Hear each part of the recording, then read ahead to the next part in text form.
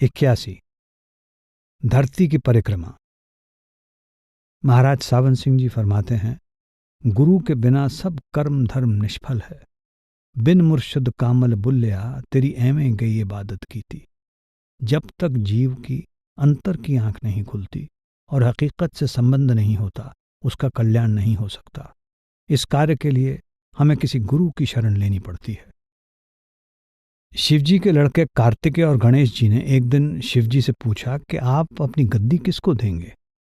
शिवजी ने कहा कि जो धरती की परिक्रमा करके पहले वापस आ जाए। अब गणेश जी की सवारी थी चूहा और कार्तिकेय की सवारी थी मोर। कार्तिकेय तो मोर पर सवार होकर धरती की परिक्रमा करने चल पड़ा। इधर गणेश जी ने यह जानकर कि गुरु ही कुल मालिक है, सारी सृष्टि में वो व्यापक है, शिवजी को ही माथा टेक दिया और उन्हीं की परिक्रमा कर ली। शिवजी महाराज ने खुश होकर गणेश जी को वर दिया कि जहां कहीं पूजा होगी उनके नाम से शुरू होगी। इसलिए भारत में गणेश की पूजा तो सभी करते हैं, पर कार्तिकेय को कोई जानता भी नहीं। गुरु की पूजा में सबकी पूजा आ जाती है। गुरु पूजा में सबकी पूजा, जस समुद्र सब नदी समा जा। 82। शुकदेव और राजा जनक। महाराज सावन सिंह जी फरमाते हैं, गुरु के बिना परमात्मा का ज्ञान होना असंभव है। गुरु की सहायता की शिष्य को पग पग पर आवश्यकता है। शुकदेव ऋषि वेद व्यास का पुत्र था, 14 कला संपूर्ण था और उसे गर्भ में ही ज्ञान हो गया था। वो जन्म नहीं लेना चाहता था और कहता था कि अगर जन्म लिया तो माया सब कुछ भुला देगी। आखिर उसके लिए भगवान ने 5 पल के लिए माया की गति बंद की कि शुकदेव जन्म ले ले। छोटी उम्र में ही अभ्यास के लिए वो जंगल में चला गया। एक दिन अभ्यास में बैठे बैठे ख्याल आया कि जिसका रोज ध्यान करते हैं उसका दर्शन भी करें, अंदर विष्णुपुरी में चलें। सहस्त्रदल कमल तक सारी पुरियां खत्म हो जाती हैं। जब विष्णुपुरी में गया तो धक्के पड़े। जो द्वारपाल थे उन्होंने विष्णु से कहा कि शुकदेव आपके दर्शनों के लिए आया है। विष्णु ने कहा कि वो तो निगुरा है, मेरे दरबार में निगुरे के लिए कोई जगह नहीं। आखिर शुकदेव अभ्यास से उठकर बाहर पिता के पास गया और कहा कि आज मुझे विष्णुपुरी से धक्के पड़े हैं। अहंकार था कि मैं ऋषि का पुत्र हूं, मुझे धक्के क्यों पड़े। बोला कि क्या मुझे भी गुरु की जरूरत है। तब पिता वेद व्यास ने हाँ में उत्तर दिया और कहा कि इस समय अगर कोई योग्य गुरु है तो वो राजा जनक है। ये सुनकर शुकदेव ने कहा, आपकी बात मेरी समझ से बाहर है। वो राजा, मैं ऋषि, वो गृहस्थी, मैं त्यागी, वो क्षत्रिय, मैं ब्राह्मण, वो चक्रवर्ती, मैं सन्यासी, मैं उसे गुरु कैसे धारण करूं। वेद व्यास ने कहा कि उसके समान और कोई गुरु नहीं है। पिता ने 12 बार उसे राजा जनक के पास भेजा। वो जाता और कोई ना कोई अभाव लेकर रास्ते से ही वापस आ जाता। एक बार वहां पहुंचा भी, पर मन न माना। अब राजाओं के महल भी होते हैं, दरबार भी लगता है। सोचने लगा कि राजा बड़ा भोगी है, तभी तो मैं उसको गुरु नहीं धारण करना चाहता। अब नियम है कि अगर हम कमाई वाले महात्मा की निंदा करें तो अपनी कमाई घटती है। शुकदेव ज्यों ज्यों अभाव लाता रहा, त्यों त्यों उसकी कमाई घटती रही। अब 14 कला में से 2 कलाएं ही बाकी रह गईं। जब 13वीं बार पिता ने उसे भेजा तो नारद मुनि ने देखा कि ये बेवकूफ तो लुटा जा रहा है। रास्ते में एक नाला पड़ता था। एक बूढ़े ब्राह्मण का रूप धारण करके उसमें मिट्टी फेंकने लगा। इधर वो मिट्टी की टोकरी भरकर पानी में फेंके, उधर पानी बहा कर ले जाए, फिर मिट्टी की टोकरी भरकर डाले, फिर पानी बहा कर ले जाए। शुकदेव ने देखा कि बूढ़ा आदमी है, पिछली अवस्था है, बड़ी मुश्किल से मिट्टी की टोकरी भरकर लाकर फेंकता है, पानी बहा कर ले जाता है। उससे बोला, देख बाबा, मेरी बात सुनो, पहले छोटी छोटी लकड़ियां रखो, फिर मिट्टी के ढेले रखो और फिर ऊपर बारीक मिट्टी डालो, बांध लग जाएगा। अगर अपनी मर्जी करता रहा तो वक्त खराब और जन्म बर्बाद हो जाएगा। नारद जी ने कहा, मेरी तो आज की मेहनत बेकार चली गई, लेकिन मेरे से भी ज्यादा बेवकूफ वेद व्यास का पुत्र शुकदेव है, जिसकी राजा जनक पर अभाव लाने के कारण 14 में से 12 कला बेकार हो चुकी हैं, सिर्फ 2 बाकी रह गई हैं। जब शुकदेव ने सुना तो बेहोश होकर गिर पड़ा। नारद जी अपना काम करके चल दिए। जब शुकदेव को होश आया तो न वहां कोई बूढ़ा था न कोई और, परंतु उसे बूढ़े आदमी के शब्द याद थे। उसने शपथ ली कि अब उसे अपना लक्ष्य पूरा करने से कोई नहीं रोक सकता। वो राजा जनक से मिलने चल पड़ा। अपनी आत्माओं को वापस अपने पास लाने के लिए कुल मालिक के अपने तरीके होते हैं। शुकदेव अब भी गुरु की जरूरत नहीं समझता था, पर वो अपनी बाकी रहती 2 कलाएं भी नहीं खोना चाहता था। इसलिए वो 14वीं बार राजा जनक के दरबार में पहुंचने के लिए चल पड़ा। 83 चोर जो सुधर गया। संत दादू दयाल जी फरमाते हैं, दादू सदगुर पस मानस कराए, मानस थे सिद्ध सोई, दादू सिद्ध थे देवता, देव निरंजन होई। एक बार का जिक्र है कि एक बहुत बड़ा चोर था। जब वो मरने लगा तो उसने अपने बेटे को बुलाकर नसीहत दी कि अगर तुझे चोरी करनी है तो किसी गुरुद्वारे, धर्मशाला या धर्म स्थान में ना जाना, बल्कि इनसे दूर ही रहना। दूसरी बात, अगर पकड़े जाओ तो मानना नहीं कि तुमने चोरी की है, चाहे कितनी ही सख्त मार पड़े। लड़के ने कहा, सत्य वचन। इसके बाद चोर मर गया और उसका लड़का रोज रात को चोरी करता रहा। एक बार उस लड़के ने चोरी करने के लिए किसी घर के ताले तोड़े। घर वाले जाग पड़े और उन्होंने शोर मचा दिया। आगे पहरेदार खड़े थे। उन्होंने कहा, आने दो, बचकर कहाँ जाएगा। अब इधर घर वाले खड़े थे, उधर पहरेदार। चोर जाए तो किधर जाए। खैर, किसी तरह वो बच निकला। रास्ते में एक धर्मशाला पड़ती थी। उसे अपने बाप की सलाह याद आई कि धर्मशाला में नहीं जाना। अब करे तो क्या करे। आखिर ये सोचकर के मौका देखना चाहिए, वो धर्मशाला में चला गया। बाप का आज्ञाकारी बेटा था। कानों में अंगुली डाल दी कि सत्संग के वचन कान में ना पड़ जाएं।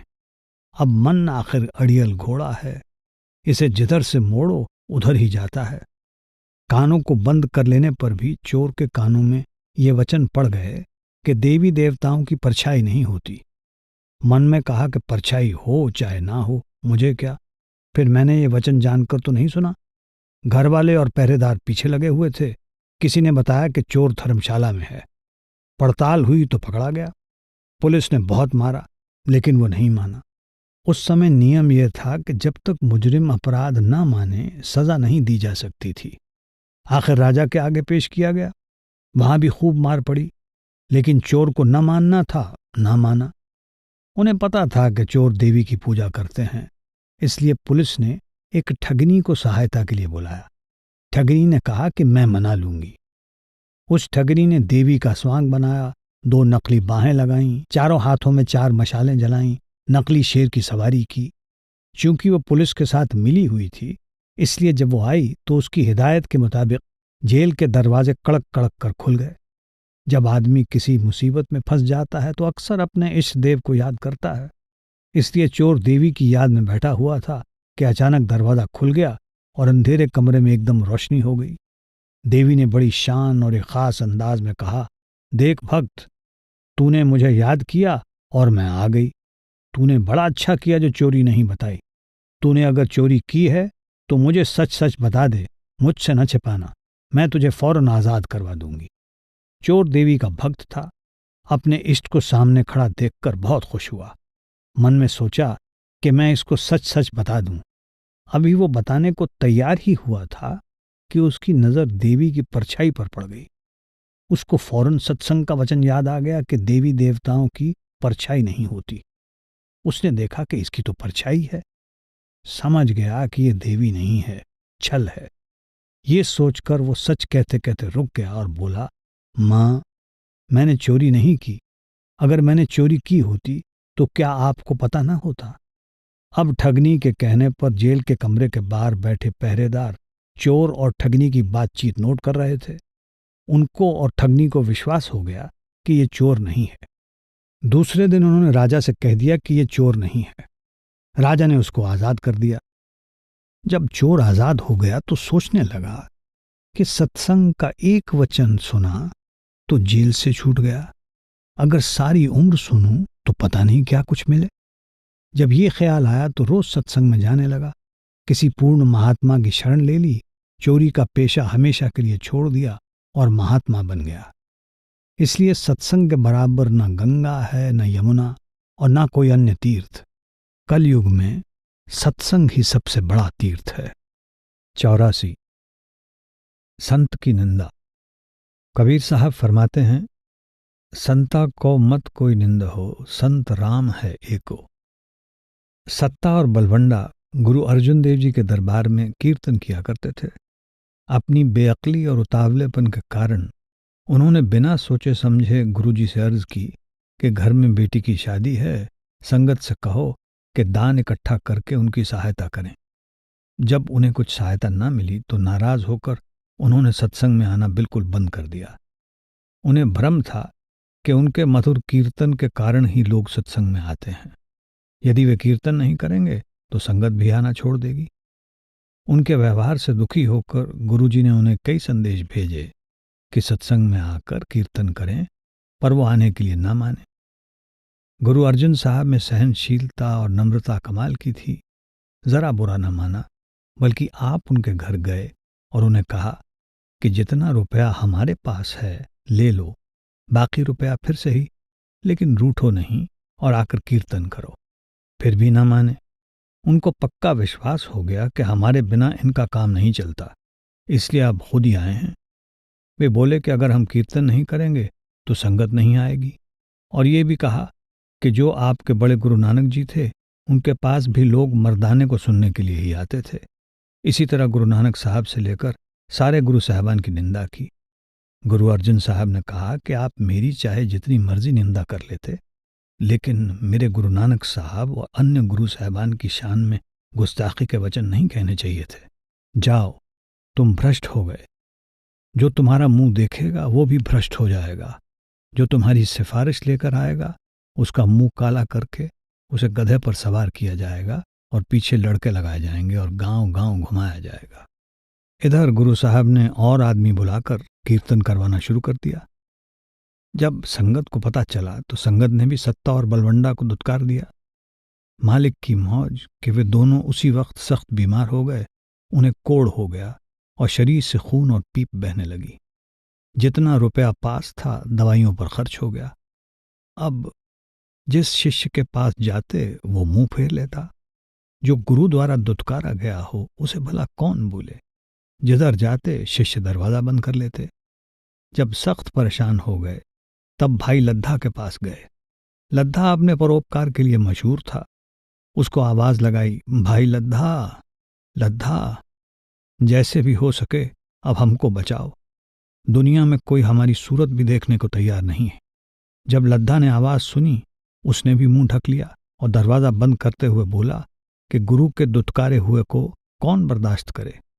गुरु के दुत्कारे को मुंह लगाना मौत से भी बुरा है। जब उन्होंने बहुत विनती की और कहा कि गुरु की खातिर हमें बचाओ, तो उसने कहा, अच्छा, जो कुछ मुझसे हो सकेगा मैं करूंगा, अब तुम जाओ। तब वे अपने घर को चले गए। भाई लद्दा ने एक गधा लिया, अपना मुंह काला किया, गधे पर सवार हो गया, पीछे लड़के लगवाए और गुरु साहब की शर्त को पूरा करता हुआ गांव गांव फिरता हुआ अमृतसर आया। जब सारे गांव का चक्कर लगाकर गुरु साहब की ओर आया तो उन्होंने दूर से देखकर पूछा, ये शोर कैसा है। संगत ने कहा, जी लद्दा गधे पर चढ़ा आ रहा है। जब लद्दा पास आया तो अर्ज की, सच्चे पातशाह, गुरु के धिक्कारे हुए को कहीं ठिकाना नहीं, अगर कहीं ठिकाना हो तो बताओ।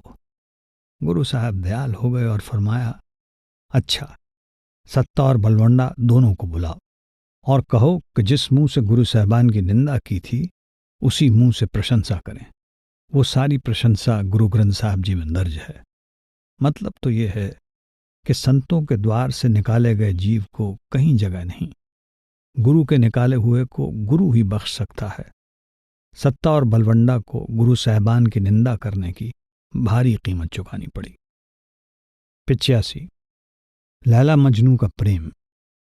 कबीर साहब फरमाते हैं, प्रेम न बाड़ी उपजै, प्रेम न हाट बिकाए, राजा प्रजा जे रुचै, शीस दई ले जाए। मजनू लैला का आशिक था। लैला का बाप फारस का बादशाह था। उसने लैला की खुशी के ख्याल से शहर के सब दुकानदारों को हुक्म दिया कि मजनू जिस दुकान से मिठाई खाए, कपड़ा ले, पैसा ले या कोई और चीज ले, उसका हिसाब मैं दूंगा। अब मजनू को तो किसी वस्तु की चाह नहीं थी, क्योंकि वो तो केवल लैला के प्यार का मतवाला था। जब लोगों ने सुना कि जिस दुकानदार से जो मर्जी चीज ले लो, तो एक मजनू की जगह कई मजनू हो गए और हर रोज बढ़ने लगे। सब दुकानें खाली हो गईं, शहर उजड़ने लगा। आखिर दुकानदारों और शहर के लोगों ने बादशाह से जाकर पूछा, हे राजन, 1, 2 या 10 मजनू तो हो सकते हैं, पर सैकड़ों हजारों मजनू तो नहीं हो सकते। वे शहर को लूट रहे हैं, उनको रोकना चाहिए। राजा ने कहा कि मैं लैला से पूछता हूं और फिर इस धोखेबाजी और बेईमानी को खत्म कर दूंगा। जब राजा ने लैला को बुलाकर पूछा कि मजनू 1, 2 हैं या अनेक, क्योंकि शहर तो मजनुओं से भरा पड़ा है और बाजार की सब दुकानों को खाली कर दिया है। लैला सब समझ गई कि मामला क्या है।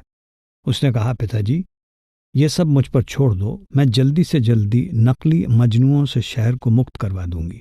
आप कल ही मेरी योजना का नतीजा देख लेंगे। लैला ने अपने अंगरक्षकों को बुलाया और कहा, अपने सिपाहियों की निगरानी में सारे शहर में ये ढिंढोरा पिटवा दो कि कल लैला अपने हाथ में खंजर लेकर बाजार में आएगी और अपने हाथ से मजनू का गोश्त काटेगी। मजनू अपना गोश्त कटवाने के लिए लैला के आगे पेश हो। जब सिपाहियों ने ढिंढोरा पिटवाया तो जैसे कोई करिश्मा हो, सब नकली मजनू भाग गए। सिर्फ एक असली मजनू रह गया।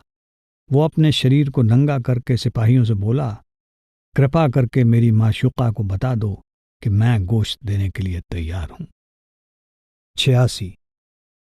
गुरु का चोर। महाराज सावन सिंह जी फरमाते हैं, सतगुरु शिष्य का सच्चा रक्षक और साथी है। वो आवश्यकता और कठिनाई में सदा अंग संग रहता है और मृत्यु के समय और बाद में भी साथ नहीं छोड़ता। भाई गुरदास जी गुरु अर्जुन देव जी के मामा थे। एक बार भाई गुरदास ने ये पंक्तियां लिखी और पढ़कर गुरु हरगोबिंद साहब को सुनाई। जे माँ होवै जारनी, क्यों पुत्र पतारे। अगर माँ चरित्रहीन हो तो पुत्र को विचार नहीं करना चाहिए। ना माँ को सजा देनी चाहिए और ना ही उसका साथ छोड़ना चाहिए। गाय माणक निगलिया, पेट पाड़ न मारे। जे पिर बौ कर हंडना, सत रखे नारे। अगर गाय हीरा खा जाए तो उसका पेट नहीं फाड़ना चाहिए। अगर पति बाहर पराई स्त्रियों के पास जाता है तो उसकी पत्नी को उसकी नकल नहीं करनी चाहिए, बल्कि पतिव्रत रखना चाहिए। अमर चलावे चम दे, चाकर वेचारे। जे मद पीता बामणी, लोए लुज्जण सारे। राजा चमड़े के सिक्के चलाए, ब्राह्मणी शराब पिए तो लोग मजबूर हैं। जे गुर सांग वरतदा, सिख सिदक न हारे। अगर गुरु कौतुक दिखाए तो शिष्य को डोलना नहीं चाहिए। इस प्रकार इन सभी उदाहरणों के द्वारा आप शिष्य को अडोल रहने की हिदायत दे रहे थे। गुरु हरगोबिंद साहब ने सुना तो सोचा कि इन्होंने बानी तो बहुत ऊंची कह दी है, लेकिन इसमें अहंकार की बू है, इन्हें आजमाना चाहिए। ये सोचकर फरमाया, मामा जी, काबुल से घोड़े खरीदने हैं, आप जाकर खरीद लाओ। भाई गुरदास जी ने कहा, बहुत अच्छा जी। उन दिनों में कागज के नोट नहीं हुआ करते थे, अशर्फियां होती थीं। गुरु साहब ने अशर्फियों की थैलियां मंगवाकर आगे रख दी। भाई गुरदास जी ने अपने हाथ से गिनकर थैलियों का मुंह बंद किया और संदूक में डालकर खच्चरों पर लाद ली। उन दिनों रेलगाड़ियां नहीं होती थीं। भाई साहब बड़े विद्वान थे। कुछ शिष्यों को साथ लेकर गांव-गांव में सत्संग करते हुए काबुल पहुंचे। काबुल में भाई साहब घोड़ों के पठान सौदागरों से मिले, उनके साथ सौदा तय किया और कुछ शिष्य घोड़े लेकर लाहौर गुरुजी के पास चले गए। अब रकम चुकाने के लिए तंबू में गए और संदूक खोलकर थैलियों के मुंह खोले तो अशर्फियों की जगह कंकड़ और पत्थर दिखाई दिए। बहुत हैरान हुए। सोचा कि पठानों के साथ सौदा किया है, वे बाहर खड़े हैं, घोड़े भेज चुका हूं, अगर रकम ना दी तो पेट फाड़ देंगे। बहुत आंखें मलमल कर देखा, पर उन्हें तो कंकड़ और पत्थर ही दिखाई दिए। आखिर पिछली तरफ से तंबू फाड़कर बाहर निकलकर भाग गए। वो इतना डर गए कि सहायता के लिए गुरु के आगे विनती करना भी भूल गए। ना लाहौर ठहरे, ना अमृतसर, सीधे काशी जा पहुंचे। जब शिष्यों को इंतजार करते देर हो गई और भाई साहब बाहर ना निकले तो वे खुद तंबू के अंदर गए। वहां देखा कि संदूक खुला है, थैलियों के मुंह भी खुले हैं और अशर्फियां पड़ी हुई हैं, लेकिन भाई साहब गायब हैं और तंबू एक ओर से फटा हुआ है। उन्होंने पठानों को अशर्फियां देकर हिसाब चुका दिया और गुरु साहब के पास वापस आकर सारी बात सुना दी। अब महात्माओं का काम तो सत्संग करना ही है। सो भाई गुरदास जी ने काशी में जाकर सत्संग करना शुरू कर दिया। सैकड़ों लोग उनके सत्संग में आने लगे। जब लोगों ने सत्संग सुना तो कहने लगे कि ये बड़े महात्मा हैं। काशी का राजा भी आपके सत्संग में आने लगा और कुछ ही दिनों में आपका श्रद्धालु बन गया। कुछ महीनों बाद गुरुजी को भाई गुरदास का पता चल गया। उन्होंने काशी के राजा को चिट्ठी लिखी कि आपकी सभा में हमारा एक चोर है, उसके हाथ पांव बांधकर हमारे पास भिजवा दो। चोर को ढूंढने की जरूरत नहीं, सिर्फ सार्वजनिक स्थानों या सत्संग में चिट्ठी पढ़कर सुना देना, जो चोर होगा वो आप ही बोल पड़ेगा। अब सत्संग में सारी संगत बैठी हुई थी और भाई गुरदास जी सत्संग कर रहे थे। राजा ने वहां चिट्ठी पढ़कर सुनाई कि हमारी सभा में गुरु हरगोबिंद साहब का एक चोर है, वो आप ही बोल पड़ेगा। ये सुनते ही भाई जी उठकर बोले कि मैं गुरु साहब का चोर हूं, मेरी मुश्कें बांधकर गुरु जी के पास ले चलो। सत्संग में सन्नाटा छा गया। लोग कहने लगे कि आप चोर नहीं, आप तो बड़े महात्मा हैं, चोर कोई और होगा। अब मुश्कें कौन बांधे? आपने अपनी पगड़ी के साथ खुद ही अपनी मुश्कें बांध ली। कहाँ काशी और कहाँ अमृतसर, उसी हालत में अमृतसर आए। इसका नाम प्रेम है। गुरु साहब ने कहा, मामा जी फिर वही वार सुनाओ। अब वो वार कौन सुनाए? अनुभव हो चुका था। पांव पर गिर पड़े और ये वार कही, जे माओ पुत्तै विस दे तिस्ते किस प्यारा, जे कर पन्नै पाहरू कौन रखण हारा, बेड़ी डोबै पातणी क्यों पार उतारा, आगू लै उज्जड़ पवे किस करै पुकारा, जे कर खेतै खाए वाड़ को लह न सारा, जे गुर पर माए सांग करे क्या सिख विचारा। अर्थात अगर मां ही बेटे को जहर दे तो उसको कौन बचा सकता है? अगर पहरेदार ही घर में चोरी करता है तो फिर रक्षा कौन कर सकता है? अगर मल्लाह ही नाव को डुबो दे तो कौन बचा सकता है? अगर रास्ता बताने वाला ही जानबूझकर उल्टे रास्ते पर चलने लगे तो पीछे चलने वाले किसके आगे फरियाद करें? अगर बाढ़ ही खेत को खाना शुरू कर दे तो खेत की रखवाली कौन करेगा? इसी प्रकार अगर गुरु स्वांग करे या शिष्य को भरमाए तो बेचारे शिष्य की क्या ताकत है कि वो स्थिर रह सके। मतलब तो ये है कि जब भूचाल आता है तो बड़े बड़े पहाड़ हिल जाते हैं, वृक्ष हिल जाते हैं, मकान गिर जाते हैं। सो अगर गुरु स्वांग करे तो वो आप ही शिष्य को स्थिर रख सकता है और कोई नहीं। 87 मालिक कैसे दया करता है। महाराज सावन सिंह जी फरमाते हैं, सतगुरु के बिना हकीकत का भेद नहीं खुल सकता। ना कोई मन माया के बंधनों से छूट सकता है और बिना शब्द के ना कोई मालिक से मिल सकता है। केवल सतगुरु ही सूरत को शब्द के साथ जोड़ता है। गुरु अमरदास जी के समय का वृत्तांत है। आप 22 बार गंगा स्नान के लिए गए। जब आखिरी बार गंगा जा रहे थे तो रास्ते में एक ब्रह्मचारी मिला जो गंगा स्नान के लिए ही जा रहा था। उसने पूछा कि कहाँ जा रहे हो? कहने लगे कि गंगा स्नान करने जा रहा हूं। दोनों इकट्ठे चल पड़े। दोनों ने इकट्ठे रोटी खाई, बातें करते करते गंगा पहुंचे, स्नान किया और वापस हो लिए। पहले गुरु अमरदास जी का घर आया। अभी ब्रह्मचारी की मंजिल और आगे थी। बातचीत करते हुए उनमें प्रेम प्यार हो चुका था। दोनों एक दूसरे को आदर के साथ देखते थे। गुरु साहब ब्रह्मचारी को घर ले गए। जब रात को सोने लगे तो ब्रह्मचारी ने पूछा, भाई अमर, तुम्हें गुरु से नाम लिए कितना समय हुआ है? अमरदास जी ने जवाब दिया, मेरा तो कोई गुरु नहीं। ये सुनते ही वो बोला, हैं? क्या तेरा कोई गुरु नहीं? तू निगुरा है? अफसोस, अगर मुझे पता होता कि तू निगुरा है तो मैं कभी तेरी रोटी ना खाता। मेरा सारा कर्म धर्म नष्ट हो गया। ये कहकर वो बड़े दुखी दिल से उसी वक्त अपना बिस्तर लेकर चल पड़ा। जब वो चला गया तो अमरदास जी को बहुत अफसोस हुआ। अब दिल में सोचा कि 62 साल की उम्र हो गई, अभी तक मुझे कोई गुरु नहीं मिला। हे गंगा माई, तू गुरु मिला दे। हे गंगा माई, अब तू ही गुरु मिला दे। हे कालिका, कोई गुरु मिला दे। इसी चिंता में रात भर नींद ना आई। जब सुबह हुई तो बीबी अमरो, गुरु अंगद साहब की लड़की ने, जो आपके भाई के बेटे से ब्याही हुई थी, गुरबानी पढ़नी शुरू की। वो रोज सवेरे उठकर जपजी पढ़ती थी। अब ज्यों ज्यों वो पढ़ती गई, बानी अमरदास जी के दिल को बींधती गई। आप प्यार के साथ अंदर जाकर सुनते रहे। आपने उससे पूछा कि बेटी ये किसकी बानी है? उसने कहा जी ये गुरु नानक साहब की बानी है, जिनकी गद्दी पर मेरे पिताजी विराजमान हैं। दिल में प्यार था, तड़प थी। कहने लगे मुझे भी वहां ले चल। उसने कहा जब तक मेरे पिताजी मुझे आप ना बुलाएं मैं वहां नहीं जा सकती, उनका यही हुक्म है। अमरदास जी ने कहा तू मुझे जरूर लेकर चल, इसमें अगर कोई पाप लगे तो वो मुझे लग जाए, अगर तेरे पिताजी नाराज होंगे तो मेरी जिम्मेदारी है। आखिर वो उन्हें साथ ले गई। जब गुरु अंगद साहब के दरबार के नजदीक पहुंची तो बोली कि आप बाहर ठहरें, मैं अंदर जाकर अर्ज करती हूं। जब अंदर गई तो गुरु अंगद साहब ने कहा बेटी जिसको अपने साथ लाई हो उसको अब अंदर भी ले आओ। जब अमरदास गुरु अंगद देव की हुजूरी में पेश हुए तो उनके चरणों में गिर पड़े और नाम का भेद पाने के लिए विनती की।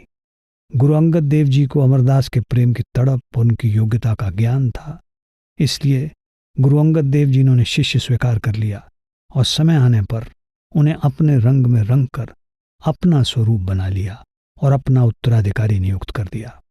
यहाँ ताल्लुक इस बात से नहीं कि किस प्रकार गुरु अंगद देव जी ने अमरदास जी को रूहानी दौलत से भरपूर कर दिया और उन्हें अपना रूप बना लिया, बल्कि इस बात से है कि जिनको मनुष्य जन्म पाकर पूरा गुरु मिल गया उनका जन्म सफल हो गया। वे अभागे हैं जिनकी सारी उम्र गुजर गई दुनिया के काम करते हुए, लेकिन अब तक पूरा गुरु नहीं मिला।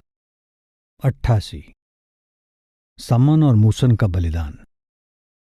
गुरु रामदास जी फरमाते हैं ज्यों जननी सुत जन पालती राख है नदर मजार, अंतर बाहर मुख दे गिरास खिन खिन पोचार, त्यों सतगुर गुर सिख राखता हर प्रीत प्यार। गुरु अर्जुन साहब के वक्त दो व्यक्ति पिता और पुत्र अच्छे प्रेमी और शब्द के अभ्यासी थे। पिता का नाम समन और पुत्र का नाम मूसन था। वे मजदूरी करके अपना गुजारा करते थे। जब गुरु साहब अमृतसर से लाहौर गए तो कोई सेवक कहे कि मेरे घर खाना खाओ, कोई कहे मेरे घर खाओ।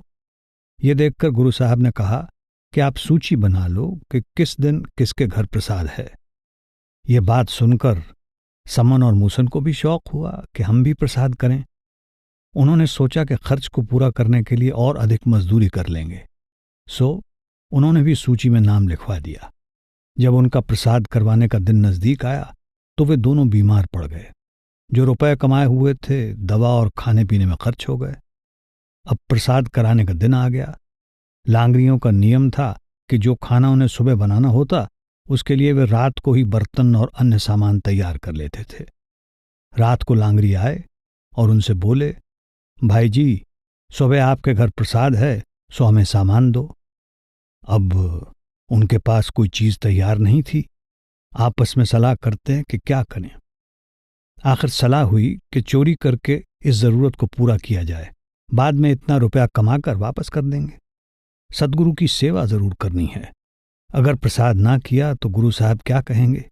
ये सोचकर उन्होंने लांगरियों से कहा कि अभी तो नहीं, लेकिन कल सूरज निकलने से पहले ही सारा सामान दे देंगे। लांगरी चले गए। उनकी गली में एक साहूकार की दुकान थी। रात को उसकी दुकान में सेंध लगाई, जो कुछ निकालना था सब निकाल लिया, सिर्फ नमक मिर्च मसाला वगैरह बाकी रह गया। पहले तो कहने लगे कि ये मसाला वगैरह रहने दें, फिर सोचा कि नहीं, दोबारा चलकर ले ही आएं। जब वे मिर्च मसाला लेने गए तो साहूकार जाग गया। उस समय बाप तो दुकान से बाहर आ चुका था, बेटा सेंध में से निकल रहा था। जब सिर बाहर निकला तब साहूकार ने उठकर नीचे से टांगें पकड़ लीं ताकि वो बाहर ना निकल सके। बाप बाहर की ओर खींचने लगा और साहूकार अंदर की ओर। अब ना बाप छोड़े ना साहूकार छोड़े, बड़ी खींचातानी हुई। आखिर बेटे ने बाप से कहा कि आप मेरा सिर काट लो, ऐसा ना हो कि सुबह हो जाए और लोग कहें कि गुरु के शिष्य चोरी करते हैं, सो देर ना करो, फौरन सिर काट लो। सिर से ही पहचान होती है, अगर सिर ना हुआ तो लाश किस तरह पहचानी जाएगी। अब बाप अपने ही बेटे का सिर किस तरह काटे। उसने कहा मैं सिर नहीं काट सकता। पुत्र ने कहा पिताजी गुरु के लिए मेरा सिर काट लो, क्योंकि मैं नहीं चाहता कि गुरु की बदनामी हो। इस तरह बदनामी भी नहीं होगी और सदगुरु की सेवा भी हो जाएगी। बाप ने थोड़ी देर विचार किया, फिर मारी तलवार और पुत्र का सर काट लिया। धड़ नीचे जा गिरा। सम्मन ने पुत्र मूसन का सिर लाकर घर में रख दिया। अब बेटे की मौत, कलेजा कैसे ठहरे। बड़ी मुश्किल से 1 घंटा गुजारा। उधर साहूकार ने कहा कि चोर को देखें तो सही कौन है। जब देखा उसका सर नहीं है, उसको फिक्र हो गई। मन में सोचता है, अगर इसको ठिकाने ना लगाया तो सुबह पुलिस मेरे दरवाजे पर खड़ी होगी और मैं पकड़ा जाऊंगा। पुलिस कहेगी कि तूने सिर काटा है। हो ना हो किसी के घर रख दें। उसने समन को बुलाकर लाश उठवाई और कुछ रुपए भी दिए कि इसको ठिकाने लगा दे, मैं तुझे और भी खुश कर दूंगा। सम्मन ने धड़ को वहां से उठा लिया और अपने घर लाकर धड़ और सिर दोनों जोड़कर रख दिए। इससे उसका दुख काफी कम हो गया। सोचा कि मैं अब कहूंगा जी मूसन बीमार है। जब सुबह हुई लांगरी आए, समन ने उनको सारा सामान दे दिया। लांगरी लगे प्रसाद तैयार करने। जब प्रसाद तैयार हो गया तब गुरु साहब आए। गुरु साहब ने कहा, समन मूसन को बुला। समन ने उनसे अर्ज की, महाराज जी वो तो बीमार है। गुरु साहब ने फरमाया, बीमार है तो क्या हुआ, उसे जरूर बुलाओ। समन बोला, हुजूर वो नहीं आ सकता। गुरु साहब कहने लगे, नहीं उसको आना चाहिए। समन ने हाथ जोड़कर अर्ज की, हुजूर मेरे कहने से वो नहीं आता। गुरु साहब बोले, अच्छा तो फिर मैं बुलाऊं? समन ने कहा, जी हां जरूर बुलाओ।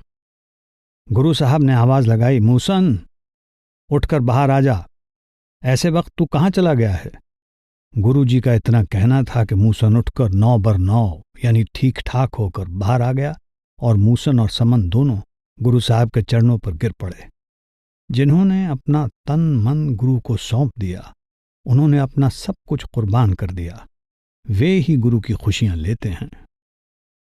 99 प्रेम की मस्ती। महाराज सावन सिंह जी फरमाते हैं, ऐसे प्रेमी सतगुरु के प्रेम और मोहब्बत में फना होकर यानी अपने आप को पूर्णतया खोकर अमर जीवन का रस पीते हैं और उसका आनंद प्राप्त करते हैं। एक बार जब कृष्ण जी विदुर के घर गए, उस समय वो घर पर नहीं थे। उनकी पत्नी नहा रही थी। द्वार पर कृष्ण जी ने आवाज दी। आवाज सुनते ही वो प्रेम में इतनी मस्त हो गई कि उसे इतना भी होश ना रहा कि कपड़े पहन लूं। बिना कपड़ों के ही उठ भागी। ऐसी हालत में न पाप है न पुण्य। कृष्ण जी ने कहा कि कपड़े तो पहन। तब उसने कपड़े पहने। अब घर में खाने पीने का कोई सामान नहीं था, सिर्फ केले रखे थे।